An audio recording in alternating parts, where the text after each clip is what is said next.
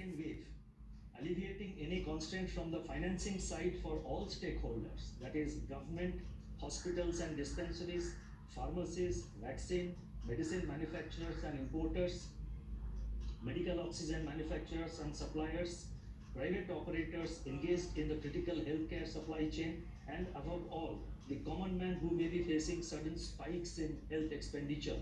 All these require a comprehensive, targeted policy response. Small businesses and financial entities at the grassroots level are bearing the biggest brunt of the second wave of infections. Against this backdrop, and based on our continuing assessment of macroeconomic situation and financial market conditions, we propose to take further measures which now I will enumerate. The first measure relates to term liquidity facility of rupees 50,000 crore to ease access to emergency health services. To boost provision of immediate liquidity for ramping up COVID-related healthcare infrastructure and services in the country, an on-tap liquidity window of rupees 50,000 crores, 50, rupees 50,000 crore with tenor of up to 3 years at the repo rate is being opened till March 31st, 2022. That is March 31st of next year. Under the scheme, banks can provide fresh lending support to a wide ranging of entities including vaccine manufacturers, importers and suppliers of vaccine and priority medical devices, hospitals and dispensaries, pathology labs, manufacturers and suppliers of oxygen and ventilators, importers of vaccine and COVID-related drugs, logistics firms, and also patients for treatment. Banks are being incentivized for quick delivery of credit under the scheme through extension of priority sector classification to such lending, and this facility will be available up to 31st March next year. That is 31st March of 2022. These loans will continue to be classified under priority sector till repayment or maturity, whichever is earlier. Banks may deliver these loans to borrowers directly or through intermediary financial entities regulated by the Reserve Bank of India. Banks are expected to create a COVID loan book under the scheme. By way of an additional incentive, such banks will be eligible to park their surplus liquidity up to the size of COVID loan book with the RBI under the reverse repo window at a rate which is 25 basis points lower than the repo rate, or termed in a different way, that is explained in a different way, 40 basis points higher than the reverse repo rate. So this is an additional incentive that is being given to the extent that they are using this window and they are lending, and to the extent that is available in their COVID loan book, which they are going to create, whatever is the loan disbursed under that window, equivalent amount they can put it in reverse repo at a rate which is 40 bips higher than the normal reverse repo rate which prevails today. Second measure, the next measure relates to special long-term repo operations, SLTRO, for small finance banks, SFBs. Small finance banks have been playing a prominent role by acting as a conduit for last mile supply of credit to individuals and small businesses. To provide further support to small business units, micro and small industries and other unorganized sector entities who are adversely affected during the current wave of the pandemic, it has been decided to conduct special 3-year long-term repo operations, that is 3-year SLTRO of rupees 10,000 crore at repo rate for the small finance banks to be deployed for fresh lending of up to rupees 10 lakh per borrower.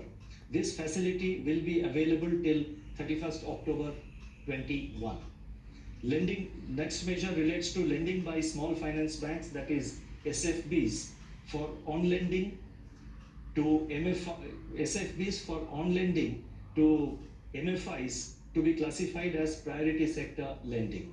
At present, as you would be aware, lending by small finance banks to microfinance institutions for on lending is not reckoned for the purpose of priority sector lending classification. In view of the fresh challenges brought on by the pandemic And to address the emergent liquidity position of the smaller MFIs, SFBs are now being permitted to reckon fresh lending to smaller MFIs with asset size of up to rupees 500 crore for on lending to individual borrowers as priority sector lending. This facility will be available up to 31st March 22. Next announcement relates to credit to MSME entrepreneurs. With a view to incentivize credit flow to micro, small and medium enterprises, that is MSME borrowers, in February 2021, the scheduled commercial banks were allowed to deduct credit disbursed to new MSME borrowers from their net time and demand liabilities, that is NDTL, for calculation of their cash reserve ratio, CRR, in order to further incentivize inclusion of unbanked MSMEs into the banking system. This exemption, which is currently available for exposures of up to 25 lakh and for credit disbursed up to fortnight ending 1st October 21, is being extended till 31st December 21. The next measure relates to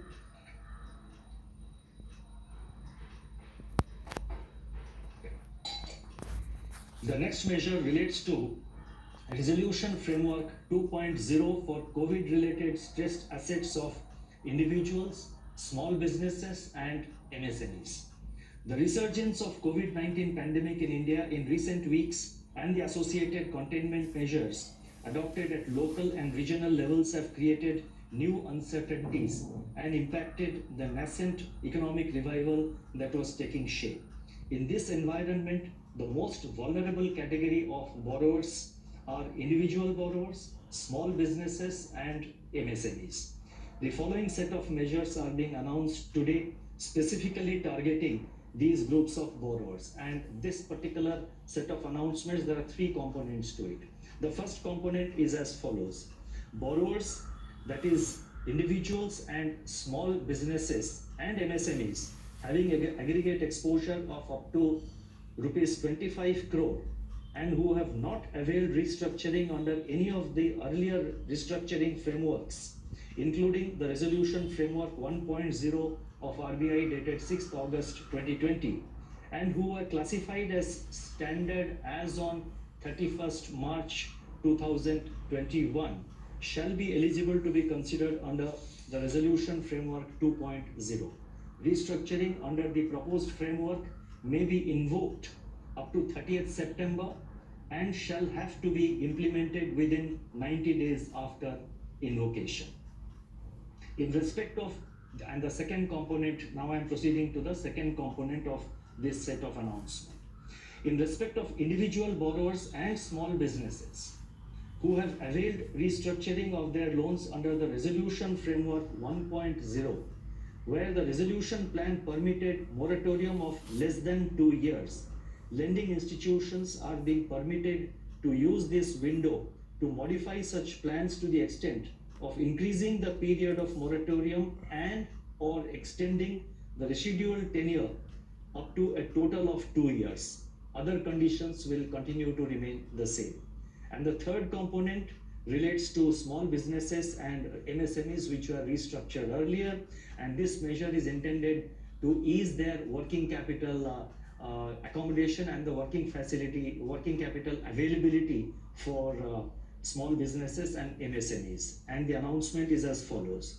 In respect of small businesses and MSMEs restructured earlier, lending institutions are being permitted as a one-time measure to review the working capital sanction limits based on a reassessment of the working capital cycle, margins, etc.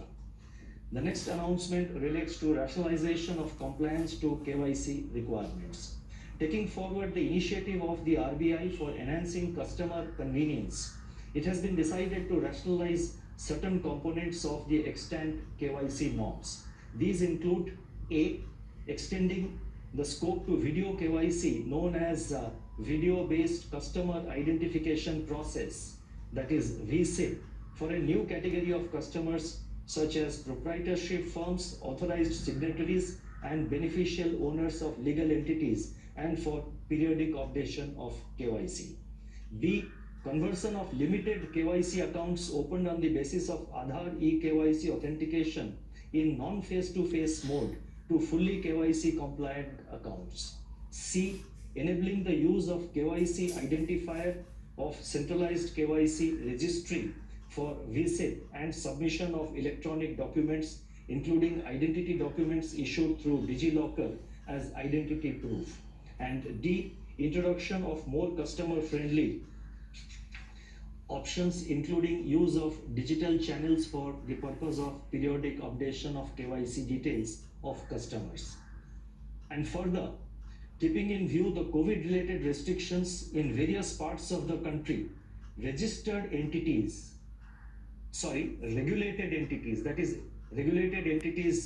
that is entities, financial entities regulated by the